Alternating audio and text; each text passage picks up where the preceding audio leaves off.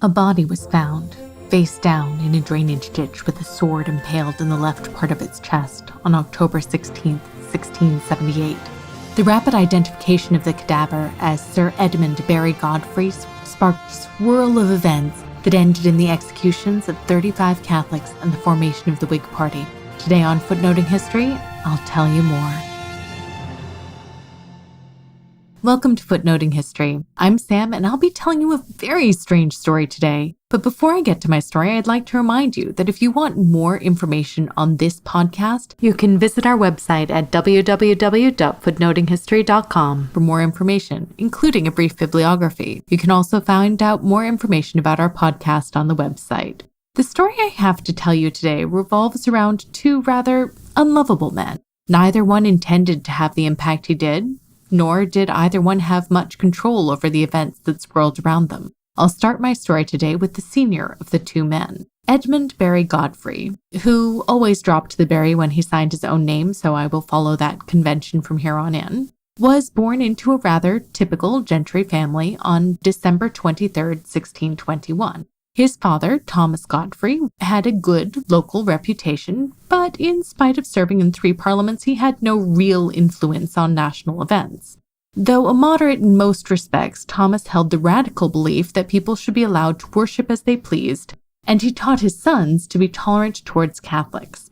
Thomas also valued education, and so he sent all of his sons, including Edmund, off to live and learn at the Westminster School, which was at that time emerging as the preeminent school for educating gentlemen. Most of young Godfrey's time there was spent learning grammar and Latin alongside a smattering of geography and classical history. While the school itself was eminently respectable, the headmaster was not. Since this is footnoting history, I will vocalize what would otherwise have been a mere footnote by telling you that in 1638, the school's headmaster was sent before the Star Chamber for committing rude words about Archbishop Laud to paper.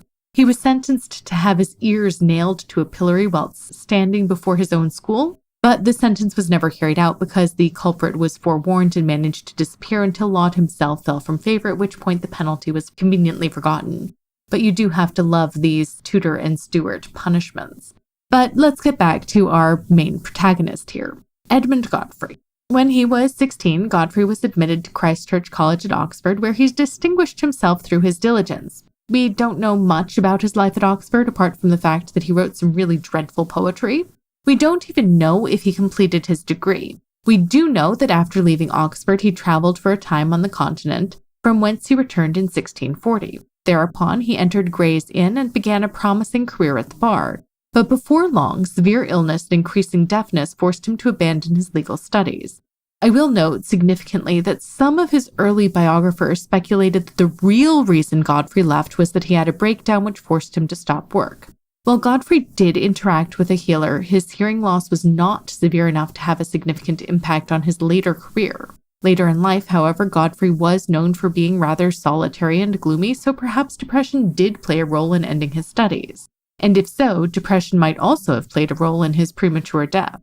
After leaving Gray's Inn, Godfrey retired to the countryside to rethink his future, while also avoiding getting entangled in the English Civil War. He returned to the metropolis in 1650, at which time he entered into a partnership with a family friend named James Harrison to become a woodmonger and coal merchant. Woodmongers effectively served as middlemen, buying wood and coal and selling it to people in the city who needed it to heat their homes. Their position was important, powerful, and potentially lucrative. But one should keep in mind that woodmongers often got into conflicts with those who ended up interacting with them, including carmen who actually transported the fuel and the wharfingers whose wharves they used. Godfrey proved to be a successful businessman, and his business prospered. A few years later, Harrison retired and Godfrey took over the business, reorienting it to focus on furnishing fuel for Westminster rather than the City of London. The timing for this move, as it turns out, was a good one. Cromwell had recently died, and his son would not prove to be an able successor. The return of the monarchy would mean a restoration of court life, which was mostly based in Westminster. As his business grew, so too did Godfrey's reputation and his social and political obligations. He was tapped to become an alderman for Farringdon Ward, but he turned down the honor. He also refused to take up the post as sheriff multiple times, paying a fine in lieu of service.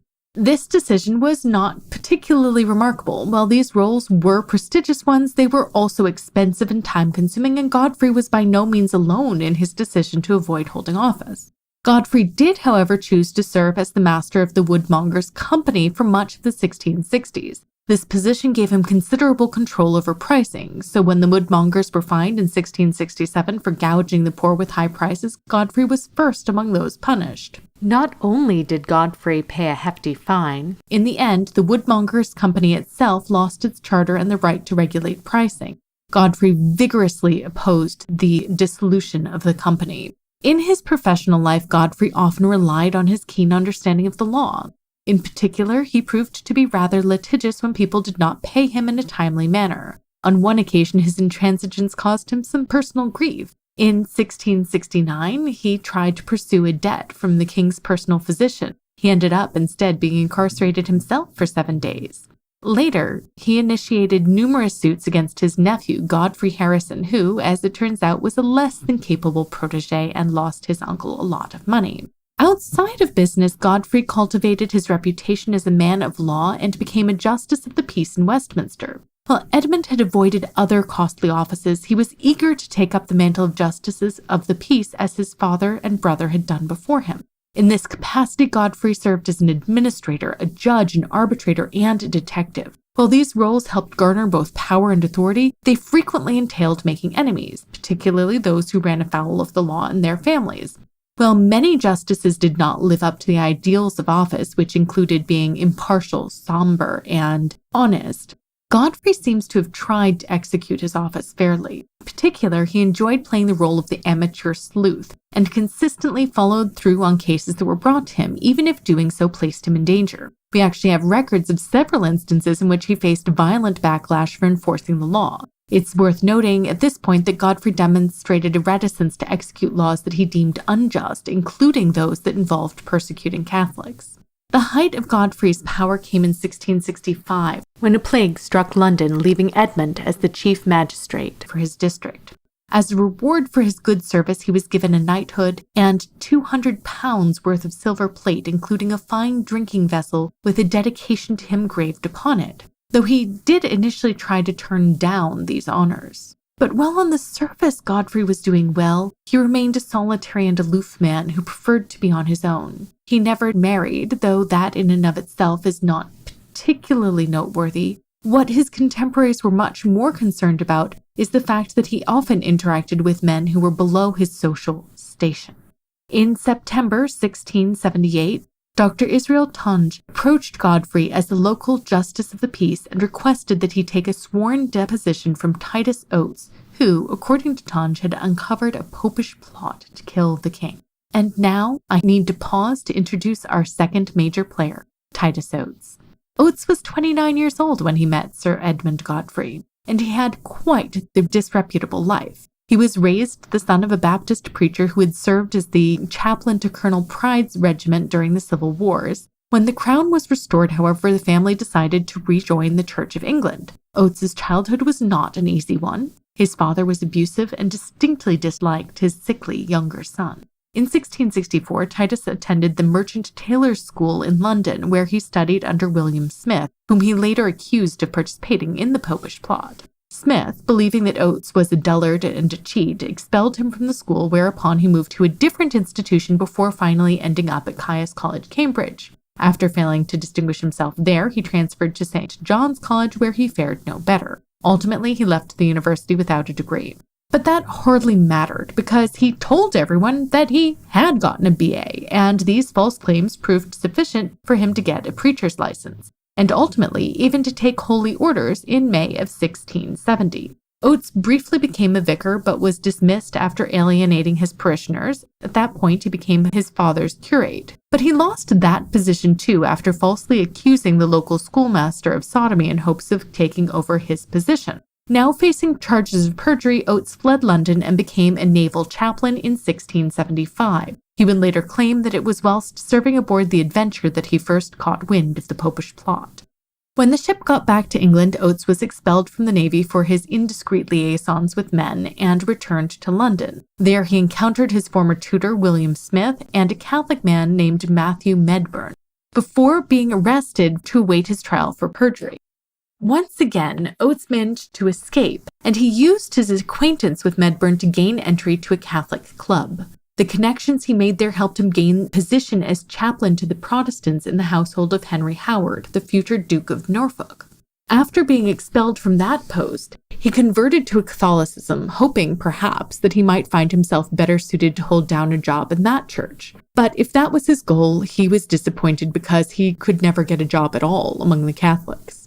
It was in this period that Oates met Israel Tunge, a former clergyman noted for his strongly anti-papist and anti-Jesuit position. Even as Oates took money from Tunge to co-author pamphlets slamming the Catholics, he accepted charity from the Catholic clergy at Somerset House. Oates somehow gained the trust of Father Richard Strange, the foremost Jesuit in England, who arranged for him to go study with the Jesuits in Spain, but he attended for only a short time before being expelled for misbehavior. When Oates returned to England, he claimed to have received a doctorate from the University of Salamanca, a claim that he would continue to make until the end of his life, even though it was patently false. He resumed his dissolute life until Father Strange decided to support him again by sending him to study at St. Omer. I bet you can guess that the results were no different than before, only this time Oates began to collect information about the Jesuits, information that he would later use to help construct his mendacious narrative. By the time Oates returned to London in July 1678, he was desperate, and when he once again met Tunge, he was more than happy to badmouth the Catholics with whom he had developed a strong acquaintance, and to seek vengeance against them for imagined slights. Tunge encouraged Oates to write everything down, and in short order the miscreant had produced 43 articles describing a Popish plot to murder Charles II and his brother James, the Duke of York. He even named would-be assassins, John Grove and Thomas Pickering, who, according to Oates, were armed with silver bullets and large sums of money. Well, in truth, Oates's accusations came from the same imagination that made him a doctor of Salamanca. Tunge, who was primed to believe in Catholic machinations, took them to heart and was eager to bring evidence of foul play to Charles II. He managed to get word of the plot to the Earl of Danby, who was at that time Charles's first minister, but he effectively dismissed them as false. At that point, Tunge sought another way to get his plot heard by the public, and eventually this new strategy led him to Sir Edmund Godfrey, who met with Oates on September 6, 1678, to hear his evidence.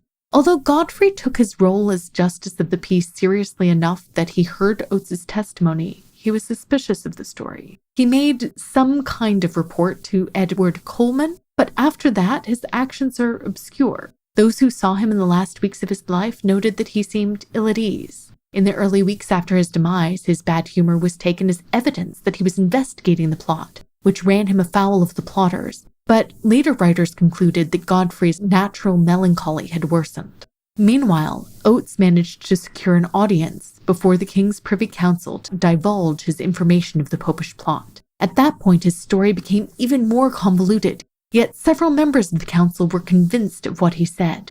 The thing that seems to have convinced them was that Oates named Edward Coleman, the Duchess of York's private secretary, of handling money for the plot. In making that accusation, he chanced upon one of the men who was already suspected of sympathy towards the Papists. If that information was correct, his listeners naturally concluded perhaps the other things he was telling them were also true. Soon, several Jesuits, a Benedictine lay brother, and several others who were arrested on Oates's word. Then, on Saturday, October 12, 1678, Godfrey disappeared. When his body was found, the local coroner examined it and found marks on the neck to indicate that Godfrey had been strangled before he was impaled by his own sword. He concluded, therefore, that Godfrey had been murdered. News of this mysterious death caused Oates's conspiracy theory to go wild.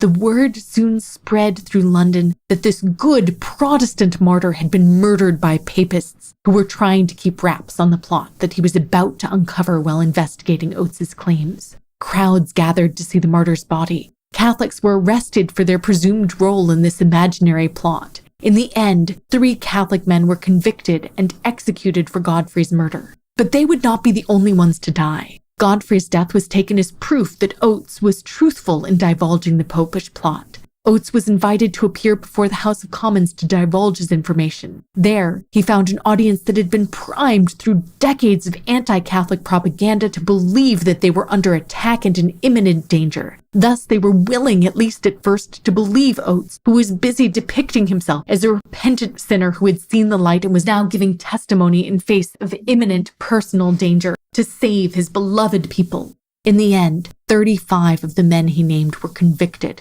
and executed. The impact of the plot went even farther than these deaths. The Popish plot and the investigations around it led directly to the downfall of Danby when it was discovered that the king's chief minister had written to Louis XIV and asked for money in order to avoid the need to call Parliament. The supposed Catholic plot gave Danby's foremost enemy, Lord Shaftesbury, a rallying point which allowed him, in effect, to forge the Whig party and to bring together people who agreed with him on his platform of decrying popery, even if they were not necessarily in sync with him on other issues. In the end, this newly forged Whig party would be instrumental in bringing William of Orange to power in the glorious Revolution of 1688. Eventually, calmer heads prevailed and the scare subsided. By 1681, the tide had turned against Oates and he found himself accused of libel. In 1682, he lost his pension, which he'd been awarded for his role in revealing the plot. And in 1684, he was arrested and tried for perjury. In the end, he was found guilty and sentenced to be imprisoned for life and divested of his role in the church. Before being incarcerated, he was led on a procession from Aldgate to Newgate and whipped the whole way. Thereafter, according to the sentence, Oates was supposed to be moved to various pillories in London 5 times a year to be pelted with rubbish. Oates only served 3 years of his sentence. After his release, he remained a convicted perjurer, but William III secretly paid him a substantial monthly annuity, which he used to move into a house in Westminster, where he continued to write pamphlets about the plot, this time carefully casting both Charles II and James II as papists. When William stopped paying him, Oates married the daughter of a wealthy London draper and collected her inheritance, which he quickly ran through. Oates then tried to support himself by blackmailing his relations and by preaching. This time, however, he lost his position on account of a funeral gone wrong. One of his parishioners, Hester Parker, did not like Oates, and so her executors ensured that he would not be the one to preside over her funeral. In a fury, the ever-vengeful Oates refused to yield the pulpit and preached on a completely unrelated topic at a time that should have been Parker's funeral. In the end, his anger came back to bite him because his congregation ended up expelling him on account of his actions towards Mrs. Parker. We don't know much about what happened to him after that, other than to note that Titus Oates died in July of 1705. Before I wrap things up, I need to ask, who really killed Sir Edmund Godfrey? Sadly, I must tell you that we don't know. It certainly wasn't the Catholics, who had absolutely no reason to kill someone who had always supported them, even if he was looking into a non-existent conspiracy. Some have said that no one killed Godfrey at all, but that he had committed suicide. This theory was particularly favored by Sir Roger Lestrange, who investigated the matter in the mid-1680s and interviewed some 40 people, all of whom, according to Lestrange's reports, said that Godfrey had been suffering from melancholy. While suicide is a possibility, I will note that Lestrange was not above editing the testimony he received, so his reports of depression do need to be taken with a grain of salt. Others have argued that Oates might have dispatched Godfrey himself. He was certainly vengeful enough to do it, though we don't have any other known instances in which he took matters into his own hands. Moreover, while Oates was younger than Godfrey, the older man was noted for his size and his strength, while Oates was more noted for his ruddy complexion and his limp. We also need to consider the possibility that Godfrey's murder had nothing whatsoever to do with Oates. The magistrate had, after all, made numerous enemies over his extended career as a justice of the peace and as a woodmonger. There had been previous attempts on his life, so I will leave his mysterious death a mystery for you to ponder. I hope that you've enjoyed today's episode of Footnoting History, and if you did, you should check out our website, leave us a good review, or even consider supporting our work by becoming a Patreon supporter or by making a one-time donation on Ko-Fi. I hope you'll tune back in for another episode soon. And remember, the best stories are always in the footnotes.